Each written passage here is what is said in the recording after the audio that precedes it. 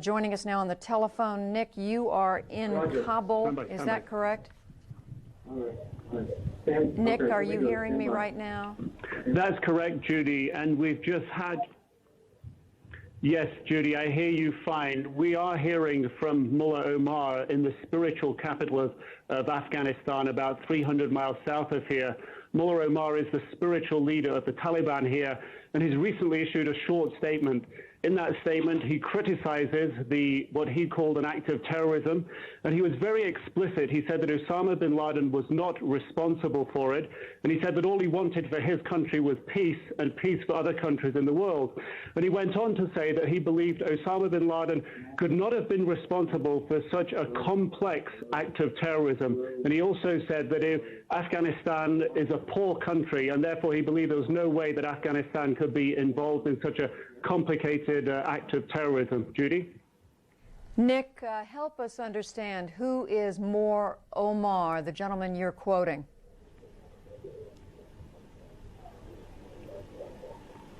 He is the spiritual leader of the Taliban. The Taliban run 95% of Afghanistan.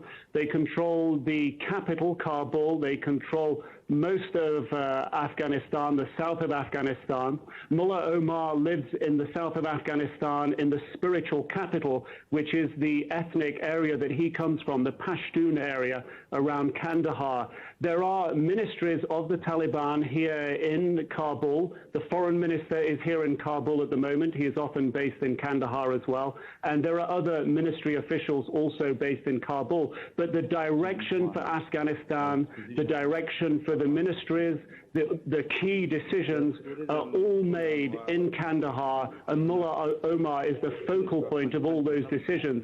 It is to him that a key group of ministers would go with a problem, with an issue, and it is he that would decide on any given issue. He is the final arbiter here of law and of justice. Judy? Nick, where is it believed that Osama bin Laden is in Afghanistan?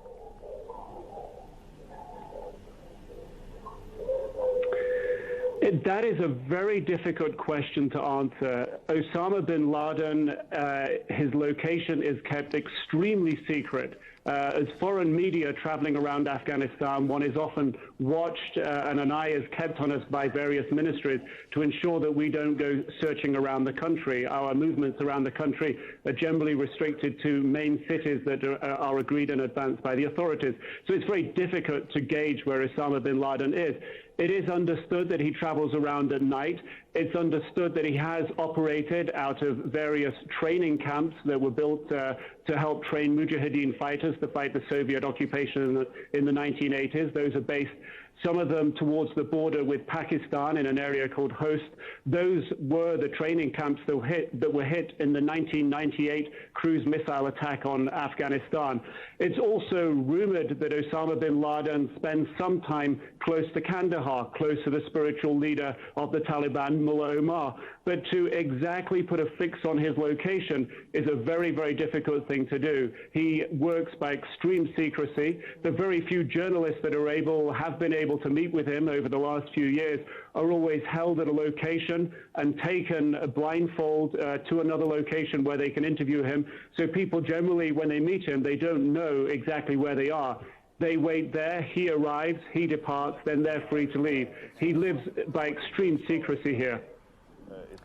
All right, CNN's Nick Robertson joining us, as you could see, from Kabul, Afghanistan, the country run by the religious group, the Taliban, the group that has been suspected, believed for some time, of harboring Osama bin Laden. Thank you very much, Nick. And again, we apologize for the delay in the audio there. It is because Nick is on this video phone, which is a new device that we're using, and there is always a delay. Tends to be a delay in audio. I want to bring in now